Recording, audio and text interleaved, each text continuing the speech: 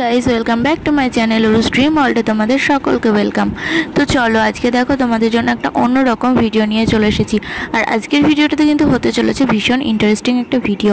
দেখতেই পাচ্ছ এখানে কিন্তু একদম খাঁটি দুধ চাল দিয়ে এনে আমি এই যে এটা করছি কি বলো তো, এটা না এইভাবে দুধটাকে যদি নাড়ি তাহলে একটু ঠান্ডা হবে। এটা খুব দুধটা গরম, এখন সবে নিয়ে আসা হয়েছে।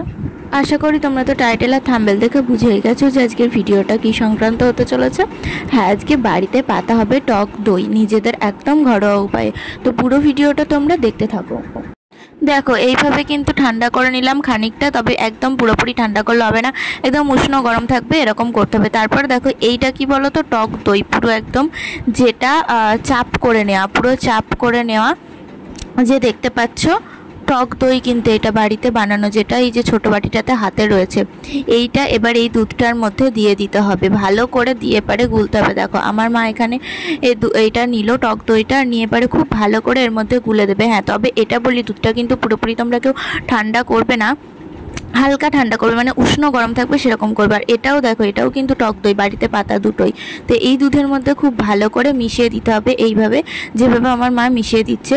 আর এভাবে যদি তোমরা অনেকে বলতে পারো যে হাত দিয়ে কেন করছে, হাত দিয়ে না করলে কিন্তু খুব ভালো করে গুলবে না, কারণ এটা সবসময় দিতে হয় যে বসা, যেটা দেখলে মানে একদম জ্যাম হয়ে রয়েছে সেটা দিতে হয়। খুব পাতলা টক দই দিলে কিন্তু সেটা পাতলাই হবে, সেটা কিন্তু ঠিকভাবে বসবে না। তো এরকম জ্যামের মতো এটা দিতে হয়। তো তার জন্য এভাবে খুব ভালো করে হাত দিয়ে গুলে নিতে হয়। তো এই জন্যই আমার মা খুব ভালো করে গুলে নিচ্ছে। এটা কিন্তু খুব ভালো করে হাত দিয়ে দুধের সাথে পুরো মিশিয়ে নিতে হবে, যেন একটু দানা দানা না থাকে। দেন তারপরে দেখো কিছু একটা দিয়ে এইভাবে চেপে বাইরে রেখে দিতে হবে। বললাম এই কারণেই হয়তো কেউ ফ্রিজের মধ্যে রেখে দেবে, তার জন্য বললাম এটা ফ্রিজে রাখা যাবে না, এটা এভাবেই বাইরে চেপে রেখে দিতে হবে। ব্যাস, তারপরে রেডি ঘরে পাতা টক দই। তবে দেখো এখানে কিন্তু ভালো করে তোমরা দেখতে পাচ্ছ বসেনি, এটা হলো আগেই বাপিকে মা দিয়ে দিয়েছিল এখান থেকে তুলে নিয়ে খাওয়ার জন্য, তার জন্য আমি আর পুরোটা তোমাদেরকে দেখাতে পারিনি। তো ওপরটা যেটুকু আছে সেটুকুই দেখালাম। তো আজকের ভিডিওটা কেমন লাগলো অবশ্যই কিন্তু জানিও।